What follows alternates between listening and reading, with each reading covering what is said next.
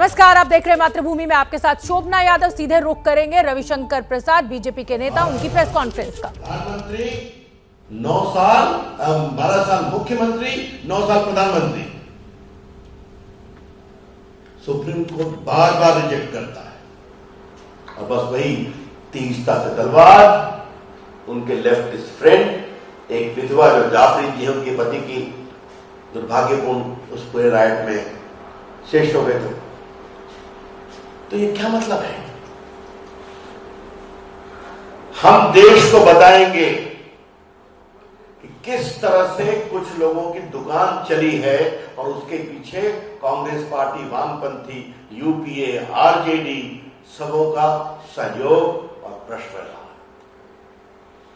और ये लोग बार बार रिजेक्ट होते हैं, बार बार असफल होते हैं, लेकिन फिर भी प्रयास नहीं छोड़ते। इसलिए कानून तो जो अपना काम कर रहा है करेगा, लेकिन हम लोग का एक विचार हुआ कि देश को इस निर्णय की सच्चाई को बताना जरूरी है कि ये षड्यंत्र जो देश के लोकप्रियतम नेता नरेंद्र मोदी के खिलाफ किया गया, जो 2001-2 से चल रहा था, आज तक चल रहा है, वो अब समाप्त होना चाहिए। और एक बात और ध्यान रखिए, वो कोर्ट में भी हारे हैं और वो जनता की अदालत में भी हारे हैं। ये बात मैं बहुत विनम्रता से कहना चाहूंगा। वो कोर्ट में भी हारे हैं और वो जनता की अदालत में भी हारे हैं। गुजरात में मोदी जी हमेशा विजयी रहे, वो 14 जीते, वो 19 जीते, आगे फिर 24 जीतेंगे। उत्तर प्रदेश में भी जीते हम लोग, दोबारा जीते उत्तर प्रदेश में। तो इसीलिए ये सच्चाई देश के सामने आनी चाहिए।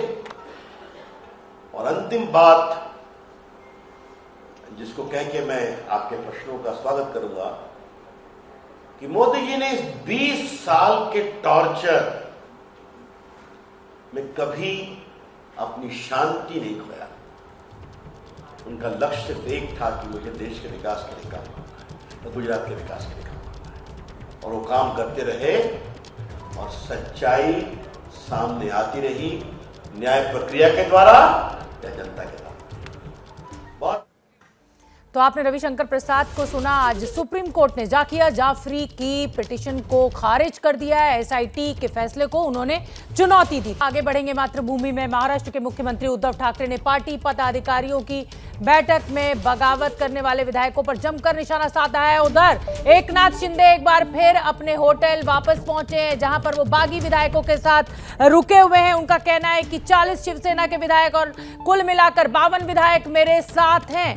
एकनाथ शिंदे गुवाहाटी में दोबारा होटल पहुंचे हैं। बड़ी खबर इस समय की हम बता रहे हैं। एकनाथ शिंदे इस समय गुवाहाटी में शिवसेना के बागी विधायकों के साथ रुके हुए हैं। पहले सूरत गया था ये पूरा कैंप, और अब गुवाहाटी में ये विधायक जो हैं एकनाथ शिंदे के साथ रुके हुए हैं। और एकनाथ शिंदे एक बार फिर गुवाहाटी पहुंचे हैं अपने होटल। और उद्धव ठाकरे ने हमला बोला है एकनाथ शिंदे के ऊपर। और उद्धव ठाकरे ने कहा है कि जब तक शिवसेना में बाला साहेब की जड़ें हैं, शिवसेना का कुछ नहीं होगा। हम कई बार हार चुके हैं, कोई फर्क नहीं पड़ता। बीजेपी के साथ गठबंधन पर उद्धव ठाकरे ने कहा कि जिन्हें बीजेपी के साथ जाना है वो जाएं। उद्धव ने बागियों के नेता एकनाथ शिंदे पर निशाना साधते हुए कहा कि उन्हें 2 महत्वपूर्ण मंत्रालय दिए गए। उद्धव ने कहा कि विरोधियों ने उनकी बीमारी का फायदा उठाने की कोशिश की। उद्धव ने यह भी कहा कि विधायकों को फंड देने में कोई कमी नहीं की गई है। मतलब उद्धव ठाकरे ने आज तमाम उन सवालों का जवाब दिया जो हमले उनके ऊपर पिछले दिनों से किए जा रहे थे। लगातार ये आरोप लगाया जा रहा था कि हिंदुत्व की राजनीति नहीं करते हैं, वो कांग्रेस और एनसीपी के साथ चले गए हैं, फंड नहीं मिलता है विधायकों को। तो उसको लेकर आज जवाब दिया उद्धव ठाकरे ने। विरोधियों ने मेरी बीमारी का सियासी फायदा उठाया है। अपने जिम्मे के 2 विभाग एकनाथ शिंदे को दिए थे, ये भी उद्धव ठाकरे ने कहा। और बाला साहब की जब तक जड़ें हैं शिवसेना में, शिवसेना का कुछ नहीं बिगड़ेगा। साथ रहने की कसम खाई गई। बागी विधायक शिवसेना तोड़ना चाहते हैं। तो उद्धव ठाकरे का बड़ा पलटवार एकनाथ शिंदे के ऊपर।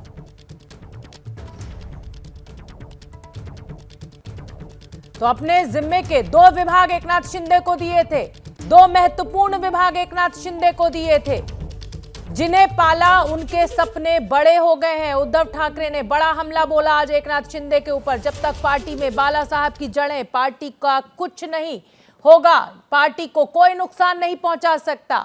हम कई बार हार चुके हैं, कोई फर्क नहीं पड़ता। तो उद्धव ठाकरे ने आज कड़े शब्दों में जवाब दिया एकनाथ शिंदे को। जिन लोगों को बीजेपी के साथ जाना है वो जाएं। यह भी कहा, हालांकि कल संजय राउत ने कहा था कि अगर विधायक मुंबई लौटेंगे तो महाअघाड़ी से समर्थन वापस लेने पर विचार किया जा सकता है। एकनाथ शिंदे को 2 अहम मंत्रालय दिए गए, ये भी आज उद्धव ठाकरे ने कहा। विधायकों को फंड देने में कोई कमी नहीं की गई। जो लगातार पिछले दिनों उनके ऊपर हमला बोला जा रहा था कि उनके विधायकों को, यानी शिवसेना के जो विधायक हैं, उनको फंड नहीं दिया जाता। मुख्यमंत्री के पद से मुझे कभी मोह नहीं हुआ, कुर्सी का मोह छोड़ा है, जिद नहीं छोड़ी है। उद्धव ठाकरे ने आज कड़े शब्दों में एकनाथ शिंदे को संबोधित किया। विरोधियों ने बीमारी का फायदा उठाया, बिना शिवसेना ठाकरे का नाम लिए रहकर दिखाओ, एक तरह से धमकी भी दी। मैं पार्टी चलाने में असमर्थ तो बाला साहब की फोटो हटा दो। तो हमारे साथ हमारे 3 रिपोर्टर्स इस समय फील्ड से जुड़ रहे हैं, जितेंद्र दीक्षित, मनोज्ञा लोईवाल और रौनक कुकड़े। मनोज्ञा लोईवाल, सबसे पहले आपका रुख करना चाहूंगी क्योंकि खबर यह मिल रही है कि एकनाथ शिंदे एक बार फिर होटल वापस पहुंच गए हैं, क्या जानकारी? बिल्कुल, 3 घंटे का सस्पेंस बरकरार है। कहा जा रहा है मंदिर गए थे, कौन से मंदिर गए ये नहीं पता, क्या भगवान से मांगने गए थे ये भी नहीं पता, लेकिन यहाँ से 3 घंटे के लिए निकले जरूर। और जिस जड़ और जिस पेड़ की बात हो रही थी, ये कहकर कि शिवसेना की जड़ें बड़ी मजबूत हैं, जिसको चुनौती दे दी है, तो कोई भी पेड़ अगर लगता है, इस मामले में शिवसेना का पेड़ 56 वर्ष और 5 दिन का हो चला है, क्योंकि 19 जून 1966 में शिवसेना की स्थापना हुई थी और बाला साहब ठाकरे द्वारा लगाए गए इस पेड़ की अब कई शाखाएं होती नजर आ रही हैं। तो क्या एकनाथ शिंदे की एक और शाखा होगी या फिर अब अलग पेड़ ही बन जाएगा?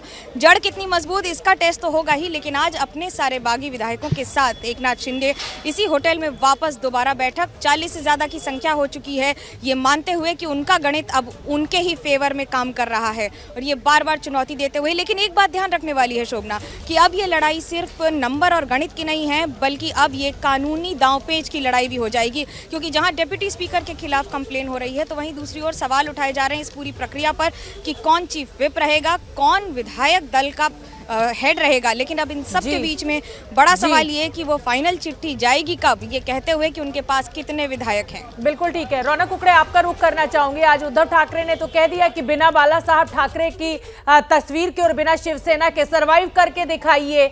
अब एकनाथ शिंदे अगला क्या कदम उठा सकते हैं, क्योंकि आप भी जानते हैं कि अगर पार्टी और पार्टी चिन्ह के लिए लड़ाई छिड़ी तो फिर ये जंग लंबी जाएगी।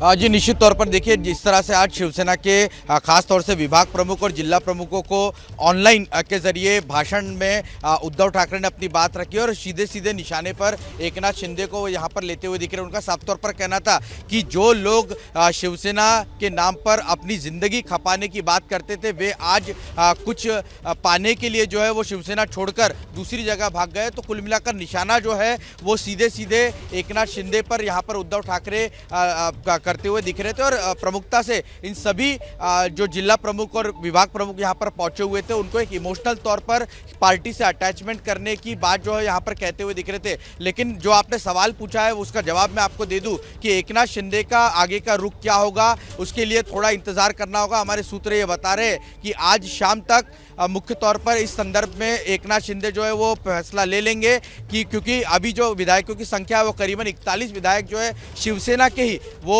गुवाहाटी पहुंच चुके हैं और शाम तक इस पर फैसला जो है वो आखिरी ले लिया जाएगा कि राज्यपाल के पास रौनक कुकड़े, इस समय एक बड़ी खबर आ रही है, वो अपने दर्शकों को बता दें। महाराष्ट्र के मंत्री आदित्य ठाकरे ने पार्टी पदाधिकारियों की बैठक में बगावत करने वाले विधायकों पर निशाना साधा है। आदित्य ठाकरे ने आरोप लगाया है कि पैसे के दम पर विधायकों को खरीदा गया। उद्धव के मुताबिक उनकी मां रश्मि ठाकरे ने कहा कि एनसीपी या कांग्रेस ने धोखा दिया होता तो बुरा नहीं लगता, लेकिन धोखा अपनों ने दिया है। आदित्य ने यह भी कहा कि उद्धव सरकार ने पिछले 2.5 साल में जो काम किया उसका लोग समर्थन करते हैं, ऐसे में उनको कोई धोखा देता है तो बुरा लगता है। आदित्य के मुताबिक कोविड काल में उद्धव ठाकरे लोगों से नहीं मिल पाए, जिसका फायदा बागी विधायकों ने उठाया है। तो उधर उद्धव ठाकरे ने हमला बोला। इसी बैठक में आदित्य ठाकरे ने भी अपनी बात रखी। उद्धव ठाकरे ने कहा जिन्हें पाला उनके सपने बड़े हो गए। जितेंद्र दीक्षित का मैं रुख करना चाहूंगी फटाफट। जितेंद्र दीक्षित, आप भी जानते हैं कि आंकड़ा जरूर मौजूद है एकनाथ शिंदे के, उद्धव ठाकरे के पास कोई विकल्प नहीं है इस्तीफा देने के अलावा, लेकिन अभी डिप्टी स्पीकर अगर वो जो 16 विधायक जिनकी सदस्यता खारिज करने की बात उद्धव ठाकरे कर रहे हैं वो करते हैं तो कहीं ना कहीं गणित बिगड़ जाएगा, स्थिति विकट हो जाएगी। ऐसे में जो अब लड़ाई है वो नाक की लड़ाई है और वो शिवसेना के नाम और सिंबल की लड़ाई है। जाहिर तौर पर शिवसेना अपने इतिहास के सबसे बुरे दौर से गुजर रही है।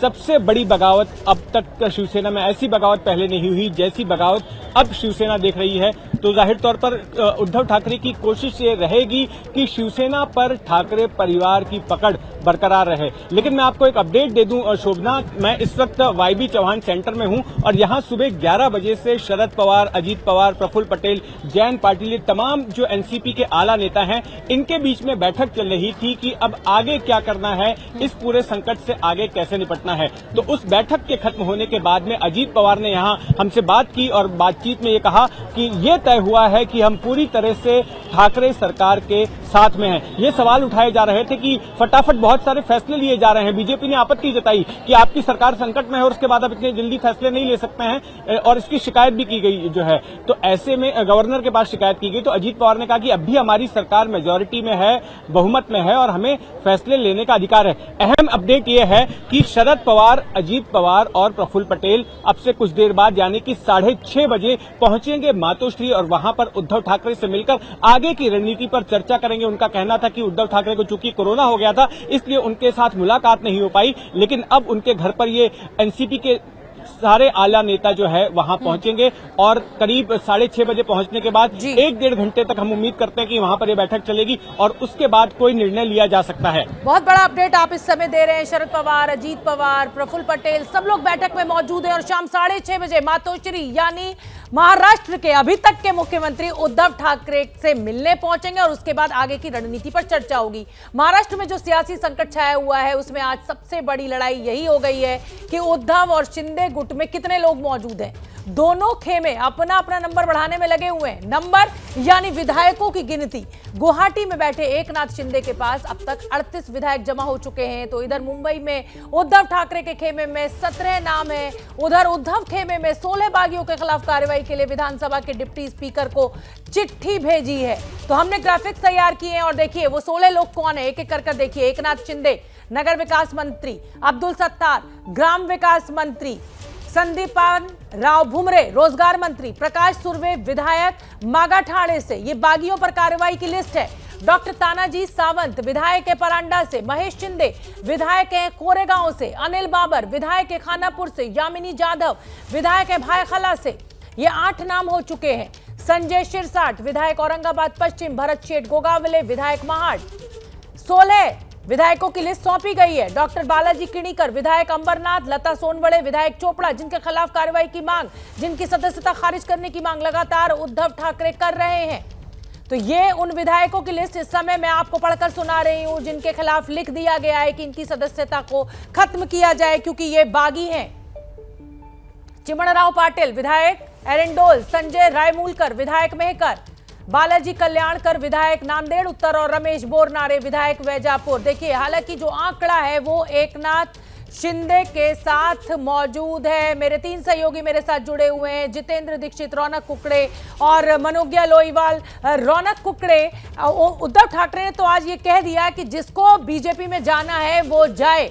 कहीं ना कहीं जंग का ऐलान उद्धव ठाकरे की तरफ से कि मैं महाविकास आघाड़ी का हिस्सा ही रहूंगा, आपको बागी होना है होइए लेकिन शिवसेना मेरी ही रहेगी।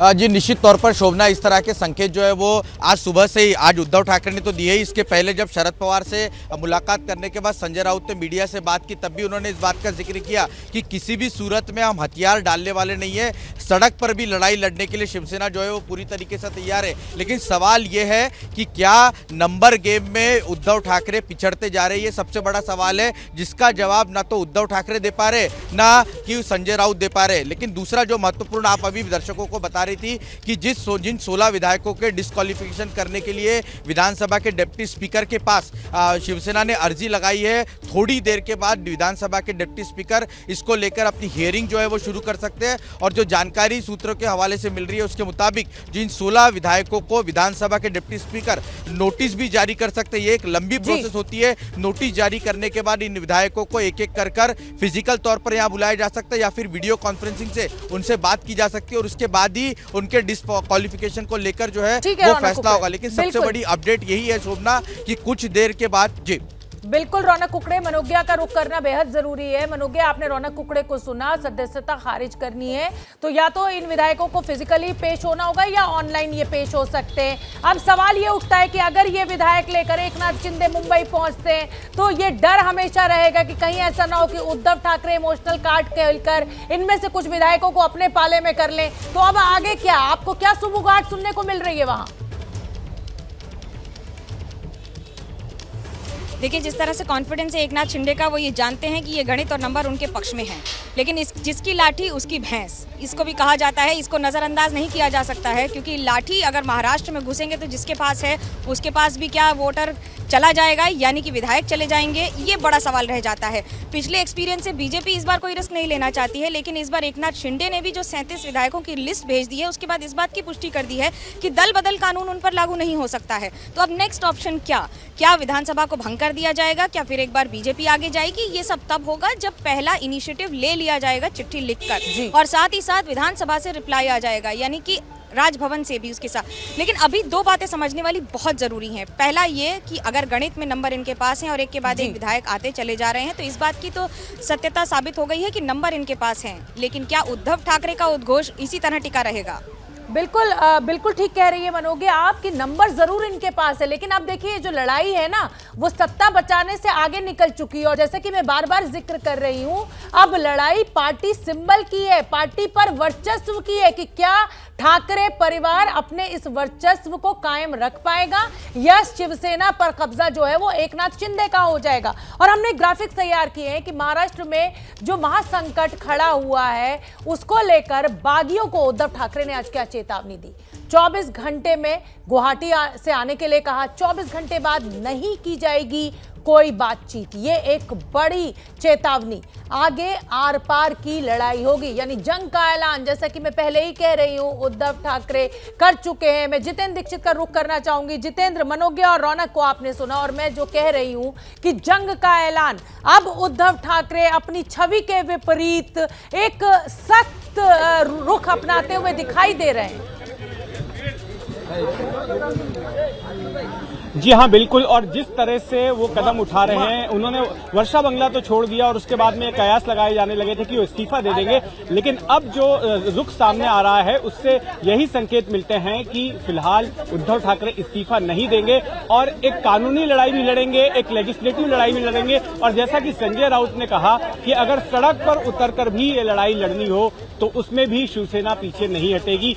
सीधे तौर पर शिवसेना अभी एक लड़ाई लड़ने के लिए तैयार है। और ऐसे में जो कदम उठाए जा रहे हैं, जिस तरह से जो लोग एकनाथ शिंदे के साथ में गए हैं उनके डिस्क्वालिफिकेशन के लिए अर्जी दे दी गई है। मैं आपको बता दूं कि यहाँ पर एनसीपी के नेता जयंत पाटिल इस वक्त एक प्रेस को संबोधित कर रहे हैं। आइए उनको सुनते हैं वो क्या कह रहे हैं।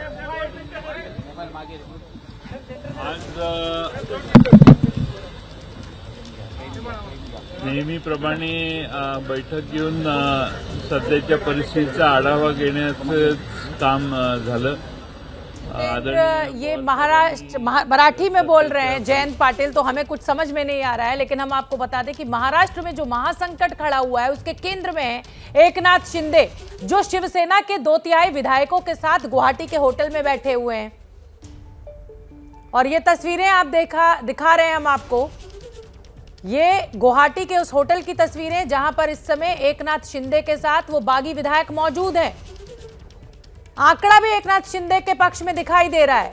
शिवसेना के विधायक लगातार शिंदे गुट में शामिल होते जा रहे हैं और इस बीच शिवसेना सांसद संजय राउत आज मीडिया के सामने आए तो धमकी भरे लहजे में उन्होंने कहा कि अभी शिवसैनिक सड़क पर नहीं उतरे हैं। रास्ते की लड़ाई रास्ते पर सड़क पर हो सकती है, हो जाएगी।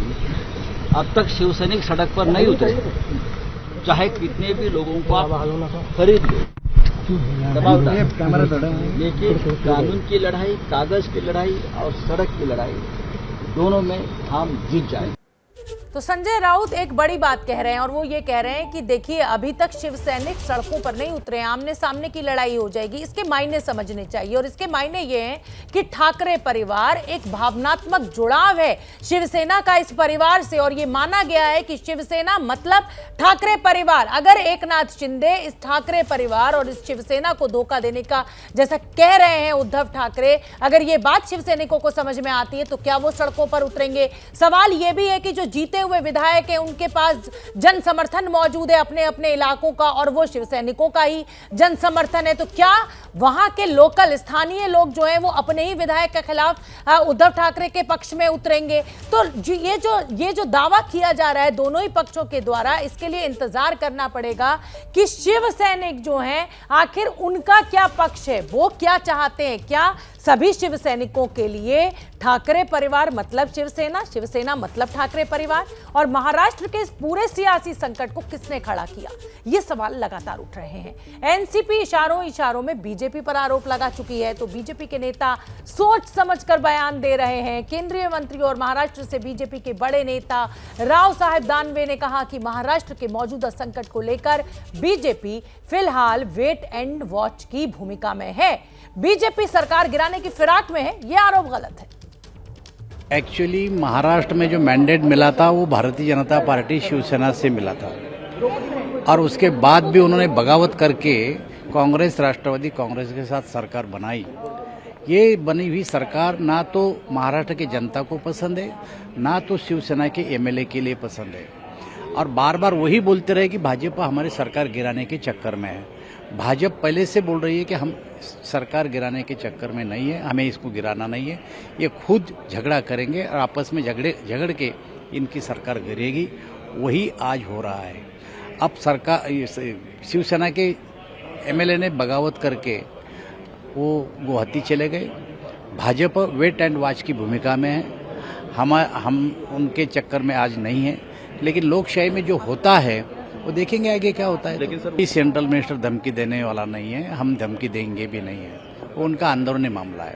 महाराष्ट्र में जो भी कुछ हो रहा है, जो भी महासंकट खड़ा हुआ है, उसके केंद्र में है एकनाथ शिंदे जो शिवसेना के 2/3 विधायकों के साथ गुवाहाटी के एक होटल में बैठे हुए हैं। आज सुबह एकनाथ शिंदे से एबीपी न्यूज ने फोन पर बातचीत की। हमारे सहयोगी रौनक कुकड़े के साथ हुई इस पूरी बातचीत को ध्यान से सुनिए।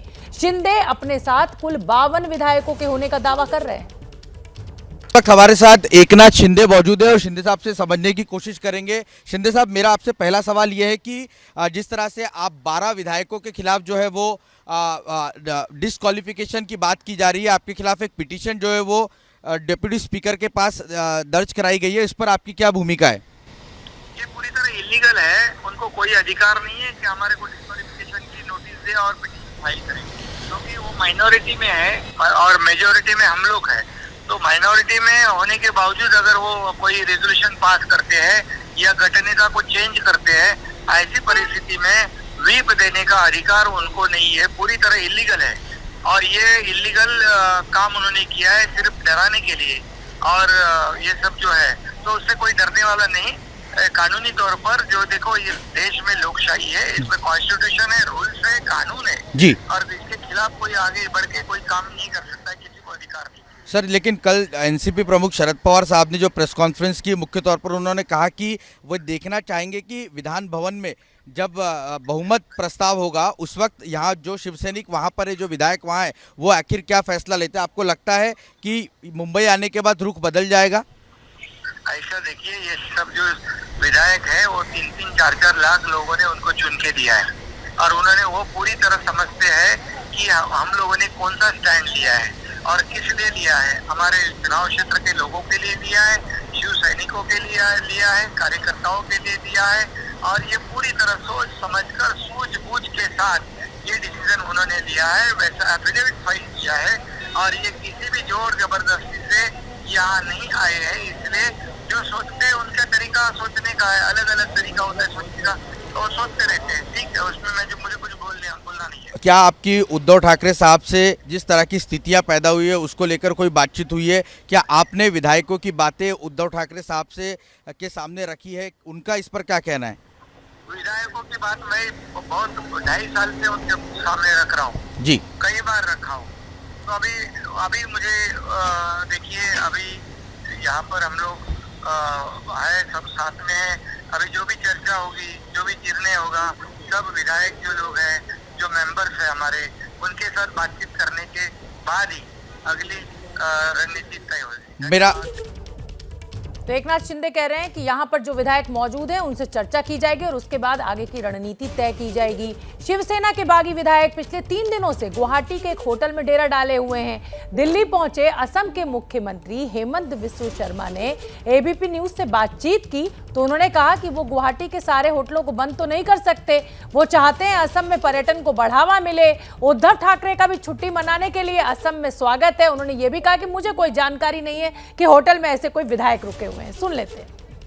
सांसद हेमंत बिस्व शर्मा, असम के मुख्यमंत्री गौरव गोगोई ने भी आरोप लगाया कि बाढ़ आई हुई है और आप लोग एमएलए का। एक बार ये लोगों का दिमाग में क्या है पता नहीं है, बाढ़ है तो मैं गुवाहाटी का होटल बंद कर दूं क्या? तो बघितलेलं, सत्ता जेव्हा बदलली अनेक व्यक्ती असे होत्या ज्यांना सत्ता सुटली जात नव्हती, म्हणजे 3 महिने राहायला द्या, 2 महिने राहायला द्या, माझ्या बॅगा पॅक करू द्या मला। आणि खरोखर आईला आणि तेजसला उद्धव साहेबांनी त्या मिनिटाला सांगितलं, आदित्य इथून निघायचं आहे, बॅगा पॅक करा आणि चला। निघालो आम्ही। पण जे चित्र मला तिथे दिसलं, मला वाटत नाही कुठच्याही मुख्यमंत्र्यांसाठी दिसलं असेल। तिकडचे पोलीस रडत होते, सीएमओचा स्टाफ रडत होता, तुम्ही सगळ्यांनी सगळं सुन्न मात्र होतं, पण रस्त्यात जे दिसले मला ठिकठिकाणी आमचं स्वागत होतं। तसं असतं की जेव्हा असं काही पक्षात फूट पडते, विधिमंडळात फूट पडते, तेव्हा लोकांना दुःख होतं। इथे लोक मुख्यमंत्र्यांचं स्वागत करत होते, जोश होता, जल्लोष होता, ताकद होती। आणि ती ताकद तिथे कोणी मला आमदार दिसत नव्हतं, खासदार दिसत नव्हतं, तिथे सामान्य शिवसैनिक आणि मुंबईकर आणि महाराष्ट्राचा नागरिक दिसत होता। ह्याचं मला एक वेगळं वातावरण दिसत। मला अनेक लोकांचे फोन आल्यानंतर की आदित्य तुम्ही जेव्हा इथून गाडीतून बाहेर पडलात मातोश्रीला, आणि मला हे पण माहिती नव्हतं, कारण बघा असं एक थोडं हे असतं की धोका कोणी द्यावा, म्हणजे कधी कधी असं वाटतं। आणि परवा उद्धव साहेब तेच सांगत होते, आई हेच बोलत होती की धोका मित्रपक्षाने दिला असतं तर समजू शकलो असतो। हे काही आपल्याला नवीन नाही की चला मित्रपक्ष कुठचं तरी सोडून दिलंय, पण 2 मित्रपक्ष जे आपल्या 25 वर्ष विरोधात होते, आपण त्यांच्या विरोधात लढलो, ते सोबत आले आणि ते सतत सांगतात की आम्ही उद्धव साहेबांच्या सोबत आहोत, उद्धवजींच्या सोबत आहोत। असे मित्रपक्ष आपल्याला लाभलेले आहेत, पण धोका कोणी द्यावा? तर आपल्याच माणसांनी द्यावा, ज्यांना आपण पुढे आणलं, आपण डोक्यावर बसवलं, आपण तिकीट दिली, आपण यांच्यासाठी प्रचार केला, आपण यांना जी काही ताकद होती ती द्यायची। ह्या लोकांनी धोका दिला, आणि तेही कधी तर नेमकं उद्धव साहेबांना जेव्हा कोविड झालं, म्हणजे ज्या माणसांनी महाराष्ट्राला, अखंड महाराष्ट्राला कोविड काळी सांभाळलं, त्यावेळी त्यांनी धोका दिला। आणि हे कदाचित उद्धव साहेब स्वतः बोलणार नाहीत, पण एक मुलगा म्हणून जे मला जाणवायला लागलं ते हेच आहे। मला काल पण सांगत होते की आदित्य मला काही सिम्पथीवर कोणाचं जगायचं नाही, आपण आहोत ते ताकदीने राहू। पण ज्यावेळी उद्धव साहेबांची सर्जरी झालेली, मी त्यांचे जे काय आहेत ते कसे बाहेर पडले हे मला माहिती। कोणी हिंमत करत नाही त्या कणाची सर्जरी करायला, एकतर राजकारणानं कणा असतो हे कोणाला माहितीच नसतं। आपल्या साहेबांना आहे हे आपल्याला कळलं, पण ज्या मिनिटाला सर्जरी झाली त्या मिनिटाला नंतर कोविड वाढत गेला, दुसऱ्या दिवशीपासून मला माहिती। आणि काही काही त्यावेळी प्रसंग असे आले जेव्हा सगळ्यावरचा विश्वास उडेल असे प्रसंग आले, पण त्या ठिकाणून देखील उद्धव साहेबांनी फायली सही करत होते, मदत करत होते लोकांचे फोन घेत होते। महाराष्ट्रात कोविड वाढतोय तर दुसऱ्या दिवशीपासून त्यांनी कॅबिनेट या पुढच्या आठवड्यात घेतली। अशा वेळी काही ठराविक आपले लोक तेव्हा भेटू शकत नव्हते, कारण अर्थात तेव्हा तो प्रसंग तसा होता, कोविडचं होतं, बबल होतं, सर्जरी होते, ते बेडवर होते ते हॉस्पिटलच्या। त्याचा फायदा घेऊन ही जी काही मंडळी निघाली तो आदित्य ठाकरे को हमने आपको सुनवाया, ये उसी बैठक की तस्वीरें, उसी बैठक से बाइट हमने आपको सुनवाई जहां पर उद्धव ठाकरे ने जमकर एकनाथ शिंदे पर हमला बोला और आदित्य ठाकरे ने भी कहा कि अगर एनसीपी कांग्रेस धोखा देती तो दुख नहीं होता, अपनों ने दिया। जयंत पाटील को सुनिए। भंग करण्याचा प्रयत्न तुम्ही केला पाहिजे, मी कसं त्याच्यावर बोलू? जयंत पाटिल साहब, कल देवेंद्र फडणवीस शाम को दिल्ली गए थे, उसके बाद आप सुबह ही वापस आए। बीजेपी की भी एक रणनीति चल रही है कि शिंदे ग्रुप को नाराजगी को लेकर, आपको क्या लगता है कि बीजेपी ऐसी परिस्थिति में है, शिंदे ग्रुप वाकई में उनके कांटेक्ट में है कि वो उनके साथ 2/3 विधायक तो पहुंच गए ऑफिशियली, उनके फुटेज आ गए, वीडियो आ गए, बयान आ गए हैं, तो अगर वो दावा कर दें तो शिवसेना का सिंबल भी ले जाएंगे और पार्टी के विधायक भी जाएंगे? तो क्या लगता है कि बहुत ज़्यादा क्राइसिस की सिचुएशन है वाकई में? मालूम नहीं कि वो क्या करना चाहते हैं। अभी फिलहाल तो उन्होंने ऐसी कोई बात नहीं कही कि शिवसेना छोड़ के वो गए हैं, लेकिन वो नाराजगी जताते हैं, बार बार जता रहे हैं, वीडियो क्लिप्स भेज रहे हैं और वो असंतुष्ट है, ये तो अभी जाहिर हुआ है। अब वो देखते हैं आगे क्या करते हैं, लेकिन उद्धव जी ठाकरे, बाला साहेब ठाकरे और धनुष्यबाण ये महाराष्ट्र में ब्रांड है। अब ये इतिहास है कि जिन जिन लोगों ने शिवसेना छोड़ी वो बाद में कभी चुन के आए नहीं विधानसभा में। एक आध दूसरा अपवाद हो सकता है, लेकिन शिवसेना में रहने वाले लोग, शिवसेना कैडर पार्टी है, नीचे जो शिव सैनिक है वो बाला साहेब ठाकरे। तो देखिए, जयंत पाटिल ने बड़ी बात कह दी और उन्होंने इतिहास की याद दिला दी। उन्होंने कहा अपवाद हो सकता है, लेकिन जिसने शिवसेना छोड़ी वो कभी विधानसभा नहीं पहुंच पाया चुनाव जीतकर। महाराष्ट्र में जो सियासी संकट खड़ा हुआ है उसे लेकर पूरी मुंबई नगरी में हलचल मची हुई है। सब जगह एक ही चर्चा हो रही है कि उद्धव सरकार बचेगी या फिर जाएगी। आंकड़े क्या कहते हैं ये बताने के लिए हमने आपके लिए मुंबई के आसमान पर मंडराते ड्रोन ग्राफिक्स तैयार किए हैं और इसके जरिए आप समझिए कि कौन कहां खड़ा है। तो ये देखिए, कुल 287 की स्ट्रेंथ है विधानसभा की, 144 पर बहुमत चाहिए। शिवसेना के साथ 17 हैं, एनसीपी 53, कांग्रेस के पास 44, सरकार के साथ 114 जो कि 144 से काफी पीछे है। बीजेपी के खुद के 106 विधायक जीते हुए हैं, बागी 38 उनके साथ मिल गए हैं।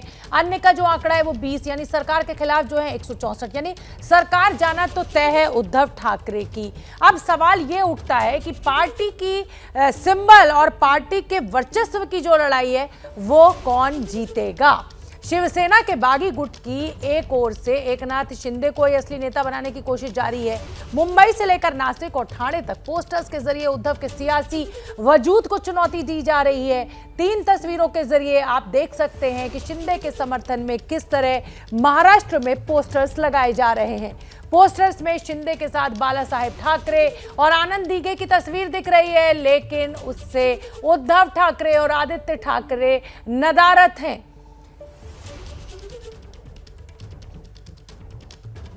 एक तरफ शिंदे के समर्थन में पोस्टर्स लग रहे हैं तो दूसरी ओर शिवसैनिक अब शिंदे के विरोध में सड़कों पर भी उतरने लगे हैं। ये तस्वीरें नासिक की हैं, जहां शिवसैनिक शिंदे का विरोध कर रहे हैं, नारेबाजी कर रहे हैं। शिंदे के समर्थन में लगाए गए पोस्टर्स तत्कालिक होती जा रही है। तो शिंदे का विरोध गुवाहाटी में भी नजर आया, जब आज शिंदे के गृह जिले सतारा के शिवसेना का नेता गुवाहाटी के रेडिसन ब्लू होटल के बाहर हाथों में बैनर लेकर पहुंच गया।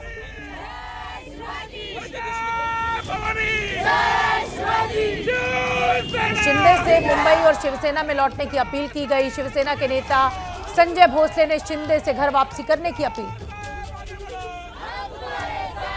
भाई आप ऐसा मत करो, बाला साहब ठाकरे ने जो आपको आशीर्वाद दिया है, जितना ताकत दिया है, उस ताकत को बाजू करके आप जो दूसरी बाजू में जा रहे हैं वो गलत हो रहा है। और आप शिवसेना के जो कट्टर का नाम आपके साथ लगा हुआ है वो गद्दारी का नाम मत लगा लो। एकनाथ शिंदे और जितने भी एमएलए यहाँ रुके उनके लिए शिवसेना ने रक्त हटाया है। शिव सैनिकों ने अपनी शक्ति से, अपने कर्म से उनको चुनाव में जिता लाया है और ये गलत कर रहे हैं। शिव सैनिकों को जुटला रहे हैं, शिव सैनिकों को फेंक रहे हैं। इसलिए मैं कह रहा हूँ आप अभी भी वापिस आओ, मातोश्री चलो और शिवसेना प्रमुख का आदर रखो।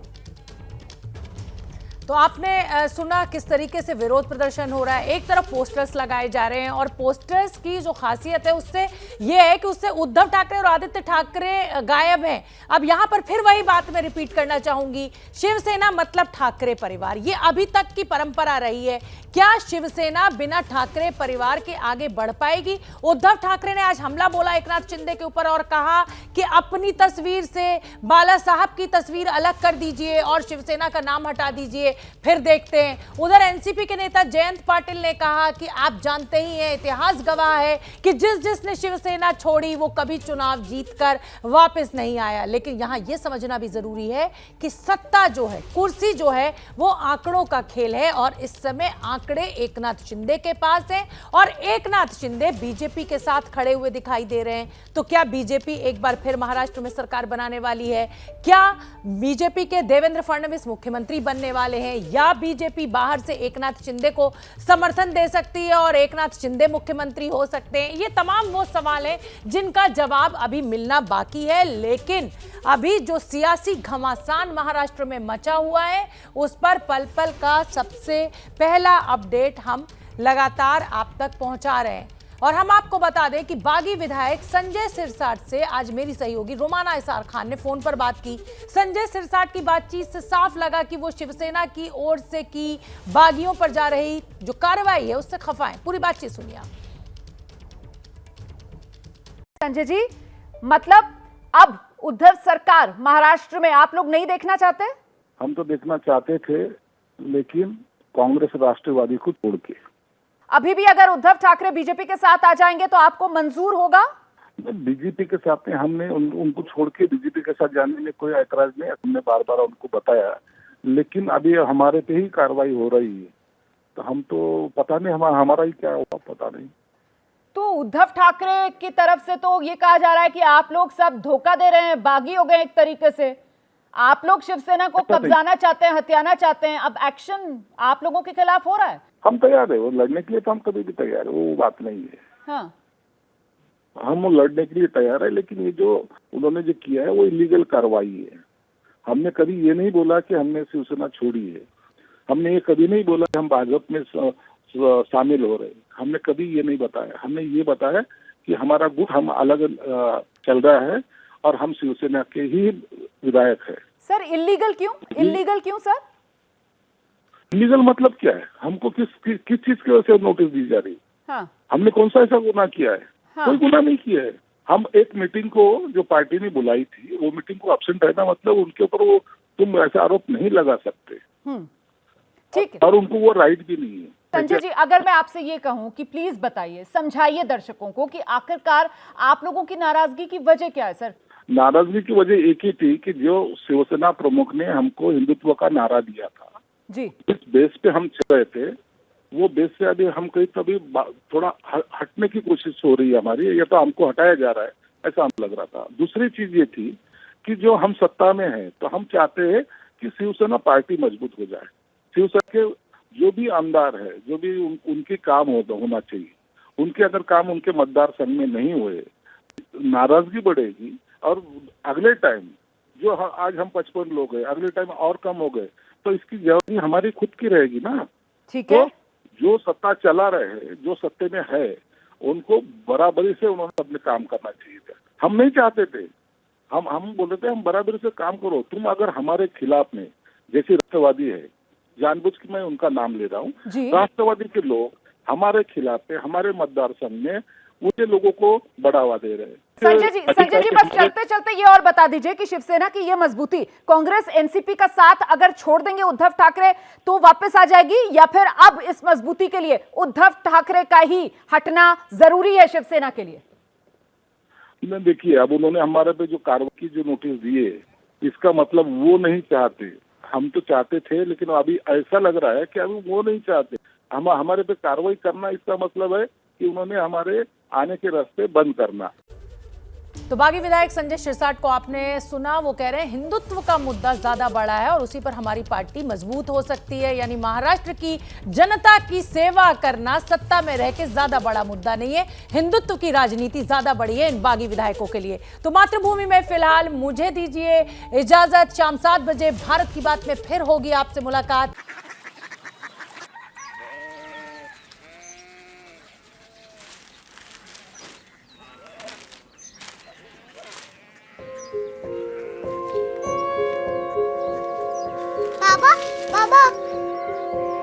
कोरिया सिटी जानी ना।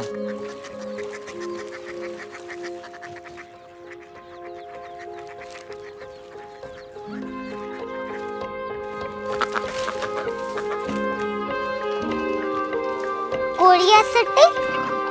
हाँ।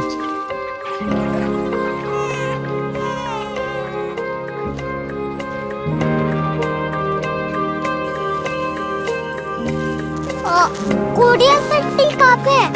शहर अंग्रेजी लगे हैं।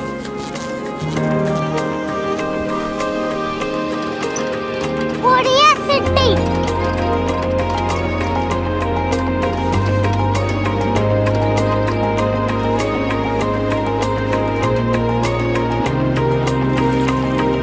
वो बहुत दूर है।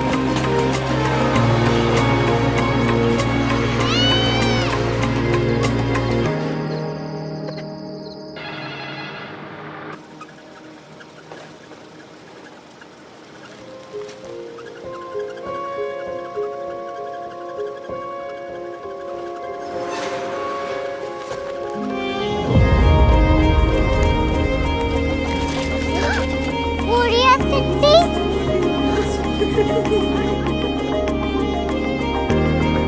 दुनिया को बोलना नहीं, कुछ लोग बड़े होते हैं। कोरिया सिटी कहाँ है? प्रोफेसर साहब को पता होगा। हो, ये छोटा वाला ग्लोब लगता है और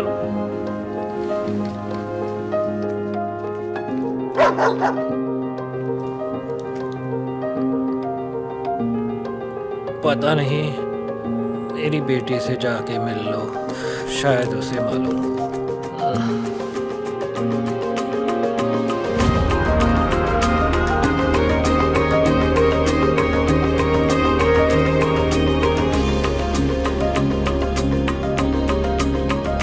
हाय, बाबा ने भेजा है। Come here. Korea city. Korea city नहीं, क्यूरियोसिटी। वो क्या? That's what brought you here? जो तुम्हें यहाँ तक ले आया। क्यूरियोसिटी।